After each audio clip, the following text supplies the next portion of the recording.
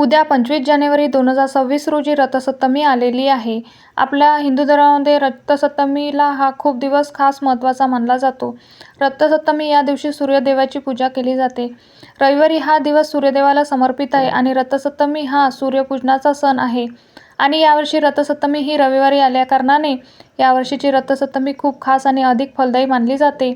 आपल्या भारतीय संस्कृती सर्वाप्रती कृतज्ञता व्यक्त करण्यास शिकवते. त्याच अनुपंचांगाने सूर्यदेवाप्रती कृतज्ञता व्यक्त करण्यासाठी रथसप्तमी हा सण साजरा केला जातो. माघ महिन्यातील शुक्ल सप्तमीला रथसप्तमी साजरी केली जाते. या दिवसापासून सूर्य आपल्या रथात बसून प्रवास करतो. या रथाला 7 घोडे असतात म्हणून रथसप्तमी असा शब्द वापरला जातो. ज्या सूर्यामुळे अंधार नाहीसा होतो आणि चराचराला नवे तेज नवे जीवन लाभते त्या भास्कराची ही पूजा आहे. ही प्रकाशाची सूर्यदेवतेची पूजा आहे. रथसप्तमी हा स्त्रिया संक्रांतीनिमित्त करत असल्याने हळदी कुंकवाचा शेवटचा दिवस मानला जातो. रथसप्तमीच्या दिवशी निर्गुण सूर्याच्या लहरी इतर दिवसांच्या तुलनेत 30% जास्त प्रमाणात कार्यरत असतात.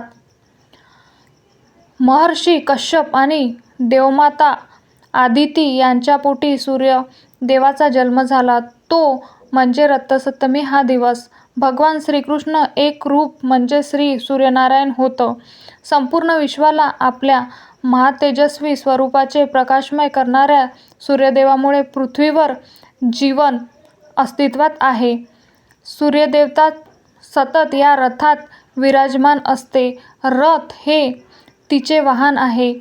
देव देवळात असल्यामुळे देवळात महत्त्व प्राप्त होते. तसेच महत्त्व सूर्याच्या रथाला आहे.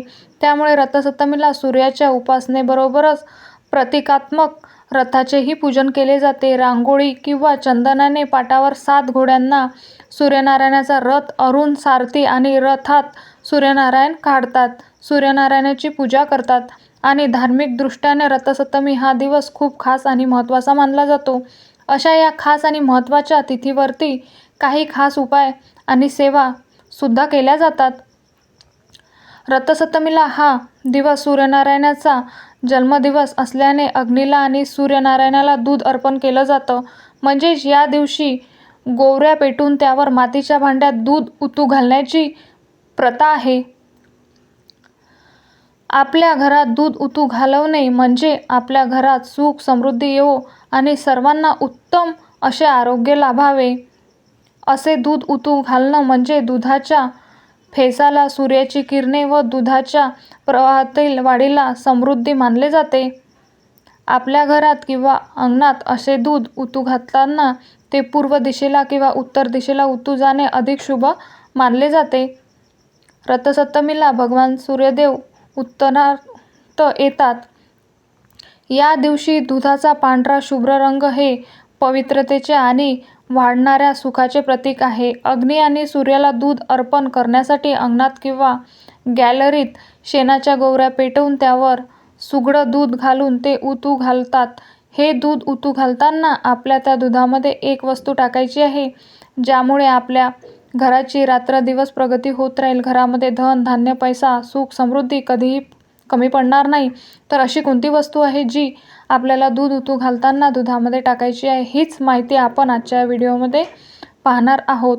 त्यामुळे तुम्ही हा व्हिडिओ शेवटपर्यंत नक्की पहा आणि चॅनलवरती नवीन असाल तर चॅनलला सबस्क्राईब करा आणि व्हिडिओला एक लाईक करून कमेंटमध्ये ओम सूर्याय नमः असे नक्की लिहा. चला व्हिडिओला सुरुवात करूया. तर पहा, उद्या रथसप्तमीला आपल्याला सकाळी लवकर उठायचे आहे. अगदी ब्रह्ममुहूर्तावरती उठायचं आहे, कारण आपल्याला या दिवशी सूर्य उगवतो त्यावेळीला सर्वात महत्त्वाचं काम करायचं आहे आणि ते म्हणजे सूर्याला अर्घ्य द्यायचं आहे. तसेच त्यासाठी सकाळी लवकर उठून स्वच्छ अंघोळ करायची आहे. अंघोळ करताना अंघोळीच्या पाण्यामध्ये आपल्याला 2 थेंब गंगाजल टाकायचं आहे, कारण या दिवशी पवित्र नद्यामध्ये स्नान करण्याला खूप महत्त्व असतं. त्याचबरोबर चिमूटभर पांढरे तीळसुद्धा टाकायचं आहे आणि स्नान करायचं आहे आणि स्वच्छ कपडे परिधान करायचे आहे आणि पूजेला सुरुवात करायची आहे. या दिवशी शक्यतो पिवळ्या, केशरी किंवा लाल रंगाचे कपडे परिधान करावेत. हे खूप शुभ मानले जाते. हे रंग शौर्याचे आणि धैर्याचे प्रतीक असे मानले जाते. काळ्या रंगाचे कपडे चुकूनही परिधान करू नका, कारण ते खूप अशुभ मानलं जातं. त्यानंतर सूर्याला अर्घ्य देण्यास तांब्याच्या भांड्यात पाणी, कुंकू, लाल फूल, तांदूळ टाकून अर्घ्य द्यायचं आहे. सूर्याला अर्घ्य हे सूर्य उगवताना द्यायचं आहे किंवा तुम्हाला शक्य नसेल तर तुम्ही जास्तीत जास्त 7:30 पर्यंत देऊ शकता. त्यानंतर आपल्याला दूध उतू घालायचं आहे. हे दूध उतू घालण्यासाठी आपण संक्रांतीला जे सुगडं वापरले होते त्याच सुगडं वापर करायचा आहे. त्या सुगडात आपल्याला गाईचं कच्चं दूध वापरायचं आहे. घरातील शिल्लक असलेले गरम केलेले दूध वापरू नये.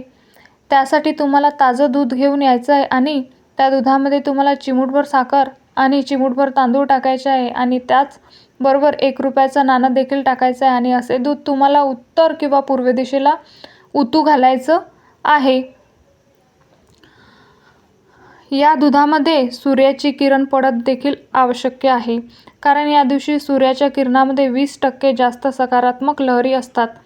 त्याचबरोबर अशा प्रकारे दूध उतू घालून आपण सूर्यदेवाला आणि अग्नीला नैवेद्य अर्पण करत असतो आणि यानंतर हे दूध घरातील सर्वांना प्रसाद म्हणून चमचाभर द्यायचं आहे.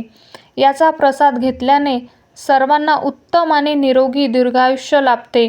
घरामध्ये पैसा, सुख, संपत्ती भरभरून लाभते.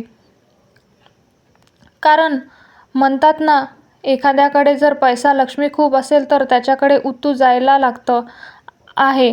इतकी संपत्ती, सुख आहे, त्याला कशाचीच कमी नाही. अगदी त्याचप्रमाणे रथसप्तमीला आपल्याला घरामध्ये दूध उतू घालण्याला आणि त्यातल्या त्यात उत्तर किंवा पूर्व दिशेला उतू घालण्याला घरामध्ये भरपूर पैसा, सुख, संपत्ती येते. घरातील प्रत्येकाला प्रत्येक कामात यश मिळते आणि घराची अतोनात भरभराट होत राहते. घरातील धन धान्य भरभरून राहते. माता अन्नपूर्णेचा आशीर्वाद कायम घरात राहतो आणि ज्या ठिकाणी माता अन्नपूर्णा प्रसन्न असते तिथे लक्ष्मी देखील आपोआप येते. म्हणून या रथसप्तमीला असे दूध उतू घालणे खूप शुभ मानले जाते. आता यानंतर या सुगड्यामध्ये आपण जे 1 रुपयाचं नाणं टाकलं होतं ते घेऊन तुम्हाला संध्याकाळी तुळशीजवळ जायचं आहे. तुपाचा दिवा प्रज्वलित करायचा आहे. हळदी कुंकू व्हायचं आहे आणि अगरबत्ती ओवाळून ते 1 रुपयाचं नाणं तुळशीच्या मातीत गाडायचं आहे. आता तुळशी जशी वाढेल तशी आपल्या घराची भरभराट होत जाते. हा 1 रुपया तुम्हाला उद्या रथसप्तमीला दूध उतू घालताना करायचा आहे. तर हा माहितीपूर्ण व्हिडिओ, महत्त्वपूर्ण व्हिडिओ तुम्हाला कसा वाटला? व्हिडिओ आवडला असेल तर व्हिडिओतील माहिती उपयुक्त वाटली असेल तर व्हिडिओला एक लाईक नक्की करा आणि चॅनलला सबस्क्राईब करून आम्हाला प्रोत्साहित करा.